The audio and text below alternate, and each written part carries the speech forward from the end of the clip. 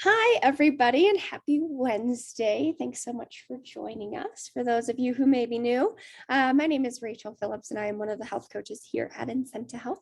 Every Wednesday, we get together to talk about a different wellness topic. This week, we are going to talk about maximizing our sleep. Sleep is just such an important thing. But before we do that, quick icebreaker time. Feel free to take yourself off mute, use that chat feature. Tell me something that you're excited for the month of August. It doesn't seem like it should be August already, but it is. And I do apologize in advance. I'm fighting a little bit of a cold.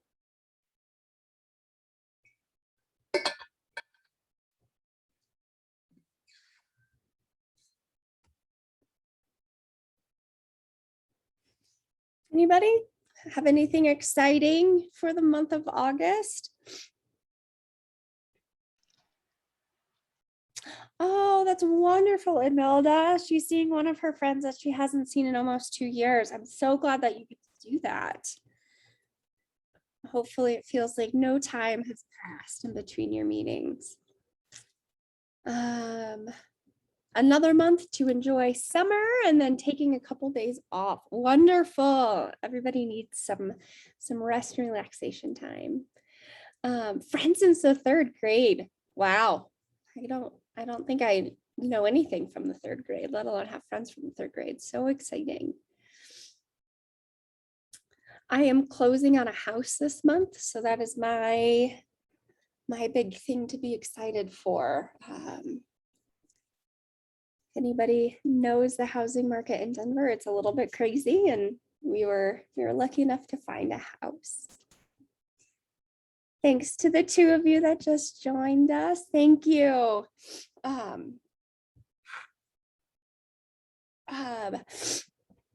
If you have anything exciting happening in the month of August, feel free to throw it into the chat. Thanks, Teresa. I'm mostly just excited for my cats to have more space to roam. All right, we are going to talk about maximizing our sleep today. I know that we talked about sleep a couple weeks ago. So we're going to refresh some of those topics and get a little bit more into the nitty gritty of the science behind good sleep and the effects of on our bodies. And the more research that I have done, the more I see that sleep is really, really important. Getting an adequate amount of sleep every night, as well as making sure that you're getting quality sleep. As we know, not Americans, but adults need 7 to 9 hours of sleep on average per night. Sometimes you might need more than that, depending on if you're sick, if you had a really big day, or if you climbed a mountain, you'll probably need a little bit more sleep. We need a little bit more sleep as if you think about the way that the earth cycles all of our seasons, we need a little bit more sleep in the winter time to rest and relax, kind of go into that hibernation mode, and then less sleep throughout the year. As we get older, our need for length of sleep decreases a little bit. As you know, babies sleep a lot every day. And then when we enter older adulthood, we need more of that 6 to 8 hours of sleep, but we still need it. I had a whole list of really cool sleep facts. I think one of them was 12% of people dream in black and white, which I thought was pretty cool. So let's hop right in. And as always, if you have any questions or comments, feel free to put those in the chat or take yourself off mute. So why is sleep important? We've covered this before. Sleep is incredibly healing. Our body does, while we're sleeping, our body is busy healing all of our systems. We're getting rid of metabolic waste. Metabolic waste in our brain is actually processed while we're sleeping and not while we're awake. So clearing some of those signs of brain fatigue or brain fog, we do at night. Same thing with if you're sick and you need to heal sleeping allows our body to focus all of our energy on healing a process or, fighting off that disease, whatever we might have. Whereas when we're awake, we're using that energy in other ways. So rest obviously is really important to our healing. And we also know that sleep deprivation increases our disease risk for a number of different diseases. And we're going to focus today really on the science behind increasing obesity, as well as insulin sensitivity, decreasing insulin sensitivity with sleep deprivation. But things like heart disease, obesity, diabetes, sleep apnea, all of those things increase with sleep deprivation. Obviously, we don't want those. And that's true for both children and adults. Obviously, we don't operate at 100% when we're sleep deprived, and as little as like 2 hours of sleep deprivation, we can start to see the impacts. And if we're going multiple nights with sleep deprivation, they just kind of expand upon each other. The majority of like car accidents are caused because of sleep deprivation. I think I read a statistic earlier today that sleep deprivation causes more car accidents than more fatal car accidents too than inebriated driving. So please, please, please, if you're gonna take a long drive, get quality sleep the night before. Lack of sleep is also linked to irritability. I know that I get pretty cranky at about 10:30 every night. It's time for my bedtime. And you probably know that too. If you're a little sleep deprived, you might have a shorter fuse with your kids, your partner, colleagues, etc. We also enter into a brain fog if we're a little bit tired. So we can't concentrate as well. Creativity doesn't flow as easily. And we are more likely to develop depressive symptoms if we are sleep deprived.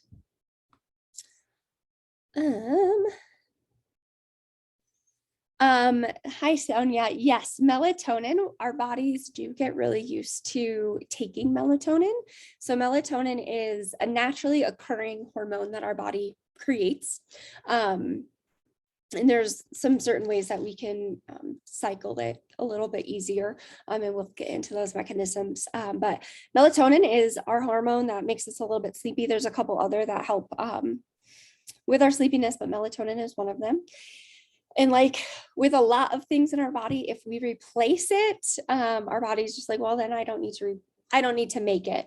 So you can find that melatonin can be not necessarily addictive, but you have created a dependency on it.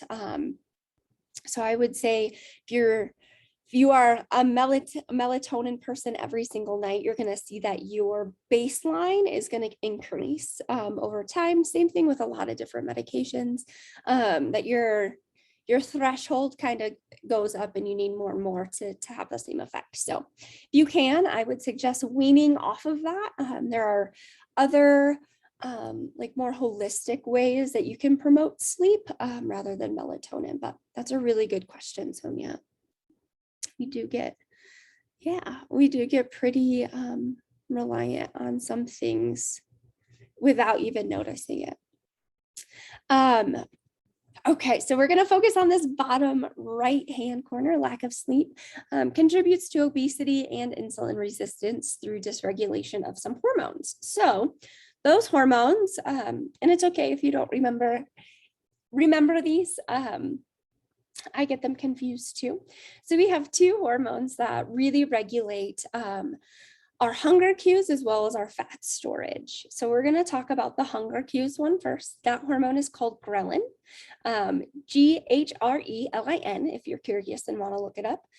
So ghrelin is a hormone which we release more of when we're hungry. When our body goes, we haven't eaten, I need calories, I need something. Our stomach tells our brain via ghrelin, it's time to eat.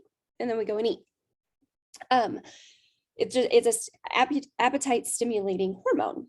However, when we are sleep deprived, our feedback pathways are dampened. So we aren't actually as hungry when we're tired, but our stomach is still saying, I I need calories, I need food, and telling our brain. That's why we tend to overeat when we're tired, and we tend to go for the high carb, high sugar, because we get quick energy from those. So not only are we stimulating our appetite when we may not need to stimulate our appetite, we're also eating more calories and more calorie dense foods, which lends itself to increased weight. So that's the first hormone. The second hormone that we have is leptin, Leptin. And leptin tells our brain that we have enough energy within our body. We have enough calories to do all of the things that we need to do to keep our body going, in energy in the form of glucose into ATP.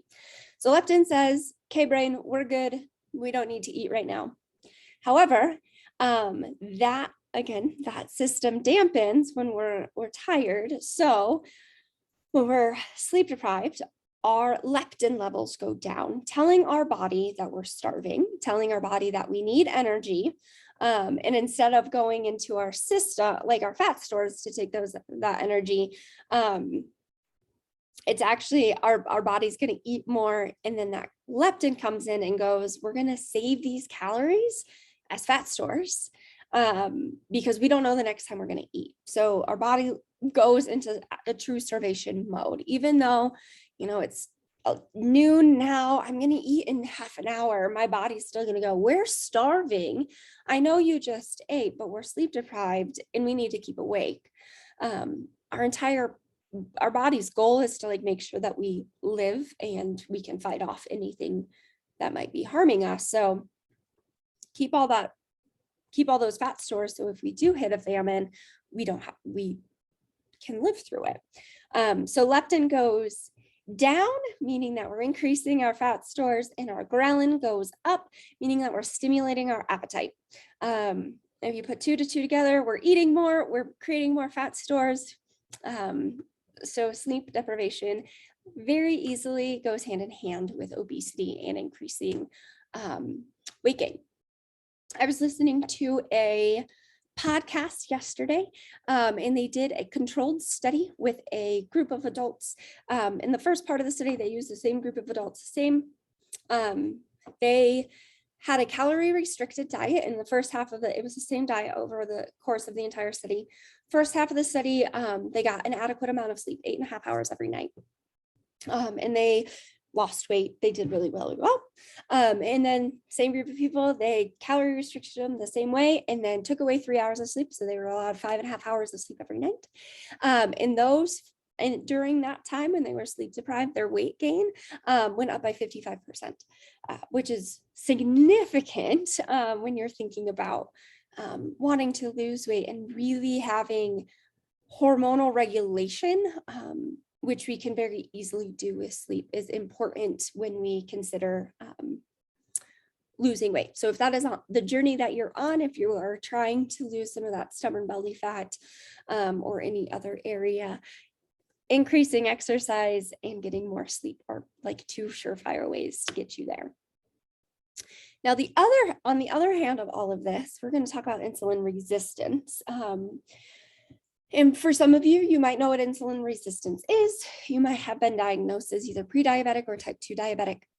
So what insulin is, it's like a key into all of our cells to allow glucose in. Glucose is sugar. It's our preferred way of getting energy into our cells so our cells can do what they do.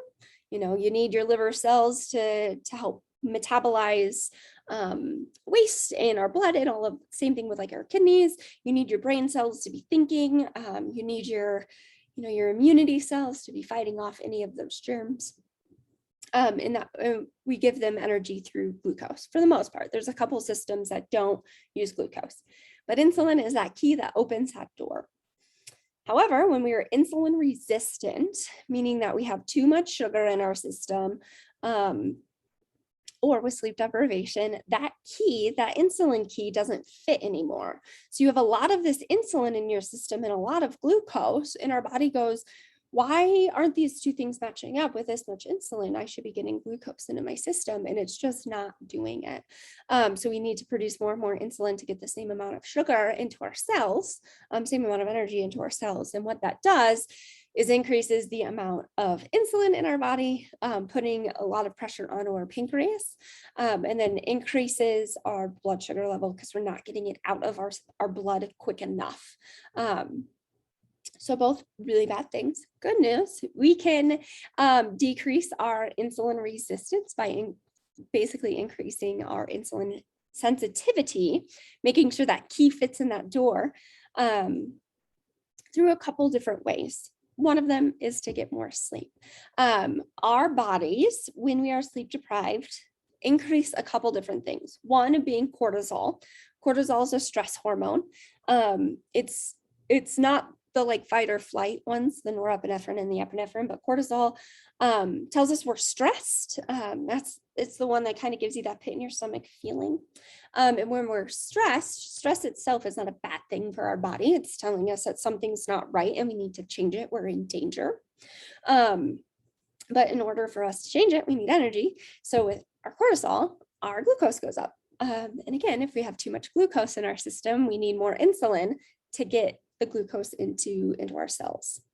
More glucose that we need to get into our cells, the more insulin, and we keep playing this game until we finally hit a diabetic or pre-diabetic level. So increasing your amount of sleep decreases that cortisol, which also hopefully decreases your blood glucose. Sleep deprivation also increases our inflammatory markers. So if you struggle with chronic pain or in acute inflammation, and you might not even know that you have acute inflammation, it might be more on the inside. Sleep deprivation does not help. So getting adequate sleep will help some of those inflammatory markers go down. And sleep deprivation also increases the oxidative stress on our body. So you can eat as many blueberries as you want to and all the green tea, all the antioxidants, but sleep is one sure way to make sure that you're minimizing your oxidative stress. I just threw a whole lot of science at you all. Is there anything that I can help answer? Any questions? And if it doesn't make sense, that's okay. Doctors go to lots of school for this, and like there's a whole field just for hormones. So yeah, perfect. So again, the science really, really supports, especially with weight loss, increasing our sleep and our quality sleep. And quality sleep gets into different sleep cycles. So we have 4 different sleep cycles, and we hopefully get all 4 multiple times during the night. So stage 1 is that like you're just drifting off to sleep. You could be easily awakened, but you're also like starting to fall asleep. You kind of get those twitches. We tend to stay there pretty short. Most people, as soon as they hit their bed, they are in stage 1 and hopefully move into stage 2 pretty quickly. And that is a deeper sleep. We start to see our systems start to slow down. Our breathing becomes a little deeper. Our heart rate slows down, and we're starting to be more relaxed. In stage 3, we are even deeper, and this is where like the benefits of deep sleep, this is considered deep sleep, start to pay off. These delta waves help with like our creativity, our memory. There's another one and I forgot. But that deep sleep, it's really difficult for us to get out of. That's when we really need to focus. Like, takes a lot to get us awake.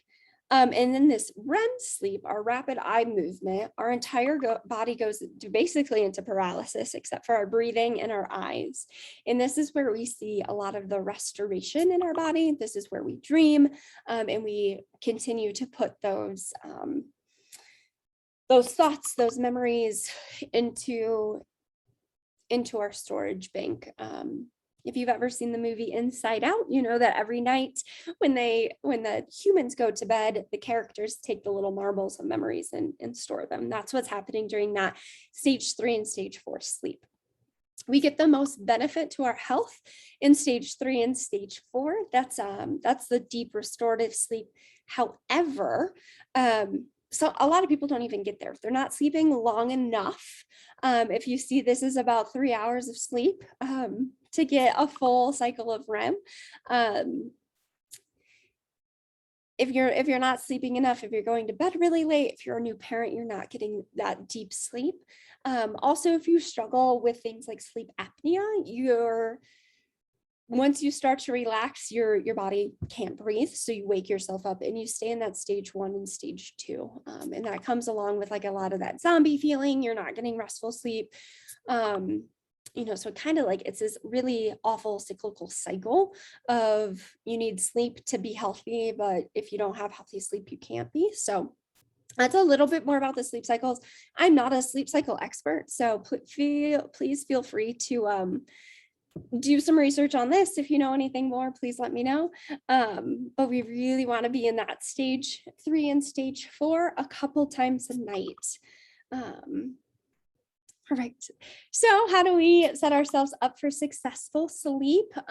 We've talked about these before, but it's always a good reminder. Limiting our caffeine, alcohol, and tobacco use, especially in the afternoon. Caffeine and tobacco are stimulants, keep our brains awake. Caffeine has an effect for like up to 14 hours after you drink it. So really limiting the amount of caffeine, especially in coffee that you drink after lunch, is helpful. And then alcohol just like disrupts our deep sleep. So you might notice yourself when you have a glass of wine or two, it's easier to fall asleep, but you can't stay asleep. And alcohol inhibits us to like fall into that deep sleep. Setting up a bedtime routine. There's a lot of benefit, especially around like our own circadian rhythms when our brains dump that melatonin and then dump the hormones to wake us up, is establishing this bedtime sleep time routine. So going, I go to bed at 10:30 every night and I wake up at 6:30 every morning. Maybe the weekends I push that to like 11 to 7, but staying within like an hour on either end sees the most benefit. We are very much creatures of habit and we like the structure and the cyclicalness of it. But that will help our bodies to naturally tell itself that it's tired and naturally wake us up if we have that dependable sleep and wake time. Things to make that sleep time easier. Making sure your bedroom is cool, it is dark. We sleep better when it's colder. Obviously, light can mess with our brain waves to keep us awake. So the cooler and the darker, the better. Also limiting screen time. It doesn't matter what screen it is. The blue light tells our brain that it's time to wake up.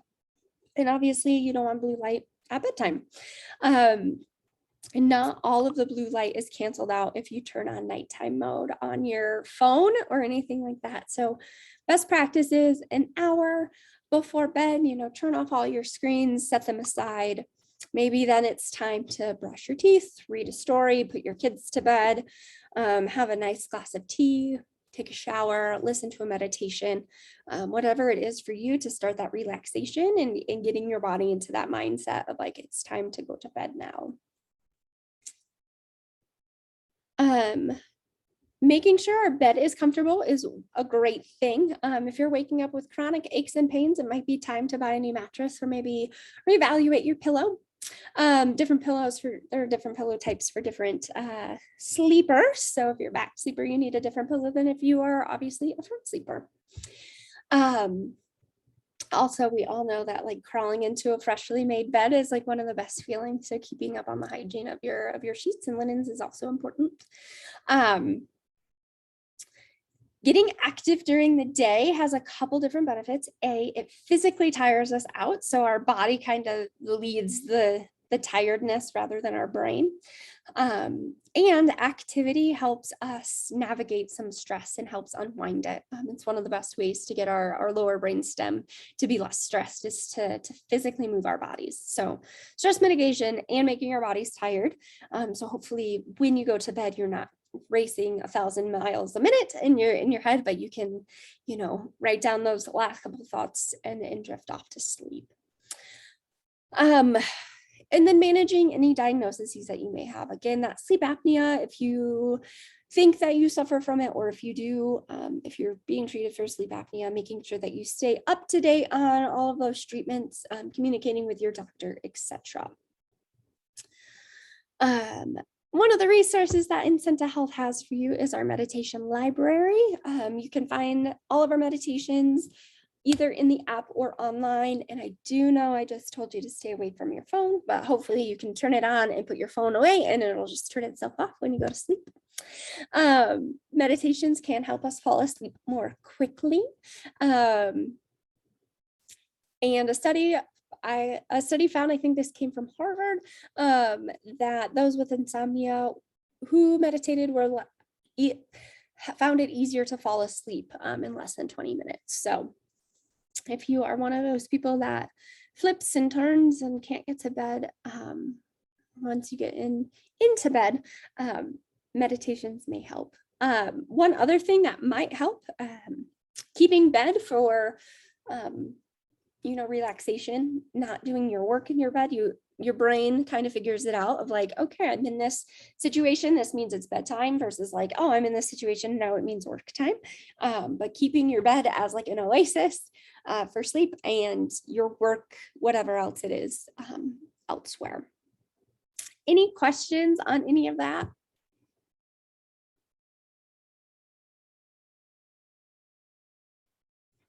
Awesome. We also in the app and online provide 365 days of exercises, both cardio and strength training. So if you need any support with that, head over to the app or online and see what exercises are in store for you. With that said, that takes us to the end of our time. Upcoming topics. Next week, we're going to talk about meal prepping and meal planning, especially as we kind of get back into this busy season. Kids are going back to school, absolutely crazy. A week after that, we're going to talk about establishing a routine, especially with going back to school. With our new normal, are we going to wear masks? Are we not? And then as always, the last Wednesday of the month, we will have our health coach Q&A. Feel free to send us those questions. If you have missed any of our weeks, feel free to head over to incentahealth.com/wellness chats. We document all of those there. Feel free to share those with your friends, family, colleagues, whatever it may be. And then you are more than welcome to connect with us. We have health coaches standing by, either for an email, a call, or a chat Monday through Friday, 8 to 5 Mountain Standard Time. We love hearing from our members, so please feel free to reach out. And with that, my friends, I hope you have the best rest of your week, and I look forward to seeing you all soon. Take care.